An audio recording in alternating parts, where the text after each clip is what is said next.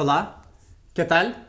Me llamo Tim y llevo más de 4 años viviendo en España y en este vídeo de hoy quiero compartir mi experiencia con el bullying escolar durante mis años de escuela. Yo nací en la Unión Soviética y estudié en Rusia, en una cultura bastante diferente a la que normalmente se ve en el mundo hispanohablante. Por eso, quizá, mi experiencia te resulte interesante y te permite ver este problema desde el punto de vista de otra cultura y otra historia. Lo más probable es que mi historia y mi experiencia con el bullying sean diferentes a las tuyas. Aún así, creo que a algunas personas les puede interesar saber cómo pasan estas cosas en otros países y en otros contextos. Hay un detalle muy peculiar. Yo estudié en una escuela de una ciudad cuya infraestructura fue construida por prisioneros. En la época soviética eso era algo bastante común. Después de la caída de la URSS, Unión Soviética, muchos de estos trabajadores se quedaron a vivir en la ciudad y eso influyó en ciertos elementos de la cultura criminal de algunos habitantes. Todo esto también tuvo impacto en el ambiente social. Tal vez mi historia de bullying le parezca demasiado dura a alguien, a otros dirán que no es nada especial. Algunos encontrarán similitudes con lo que vieron en su escuela o con historias que escucharon de otras personas. Los primeros años para mí fueron bastante tranquilos. Aún así, los niños ya mostraban agresividad, ponían apodos ofensivos, rechazaban a otros, a veces empujaban o tiraban las cosas de los demás. En esta etapa, creo que las chicas, niñas eran las más vulnerables. Les tiraban del pelo, las empujaban, les quitaban la mochila y la lanzaban lejos. Pero todavía no había excluidos muy claros los que se persiguieran de forma constante. Además, en esos años, los profesores presentaban mucha atención a la seguridad, escuchaban las quejas y se defendían a quienes sufrían.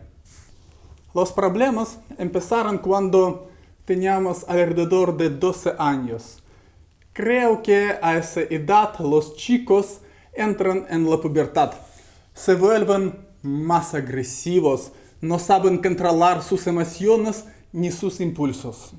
En general, la adolescencia es una etapa llena de emociones, conflictos y poca capacidad para manejar todo esto. Además, a partir de esta edad, los chicos ya no tienen tanto miedo a los profesores.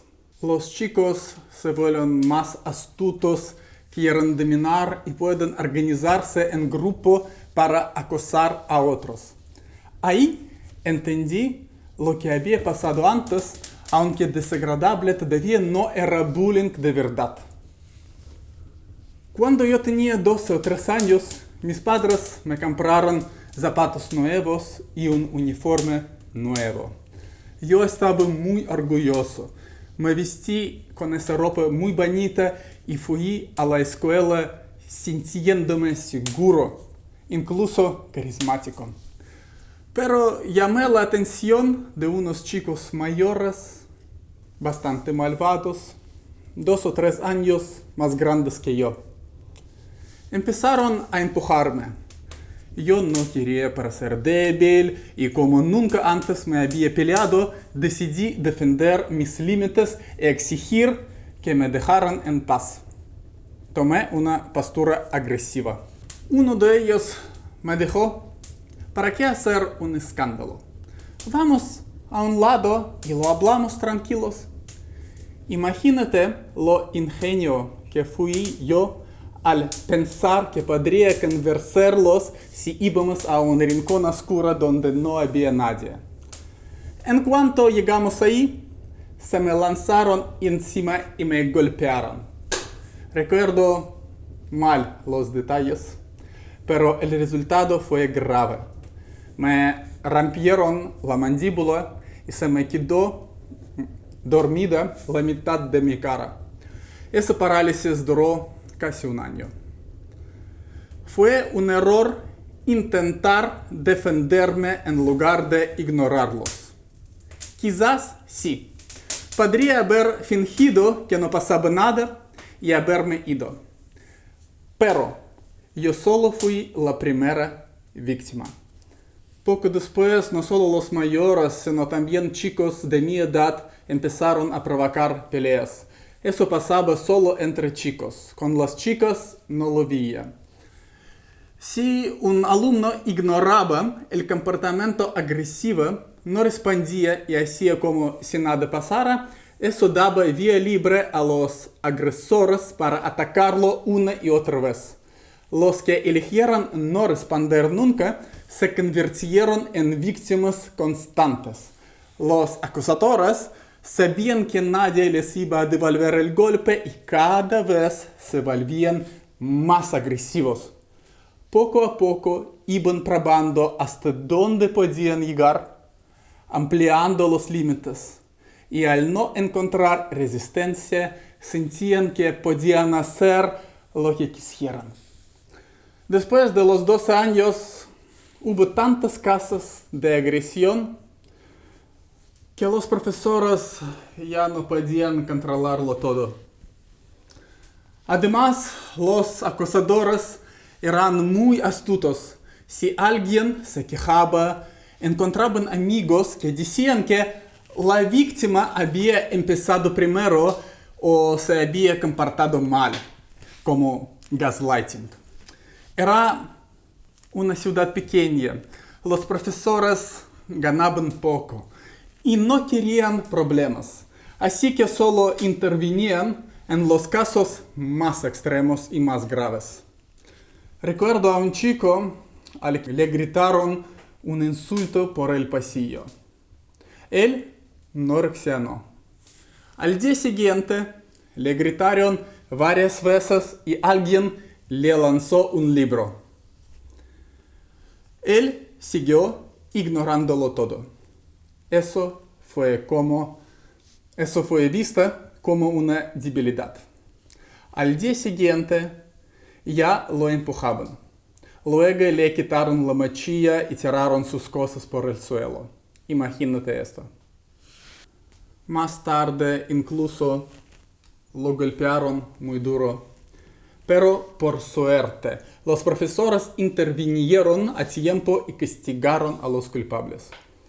Lamentablemente, no todos tenían esa suerte.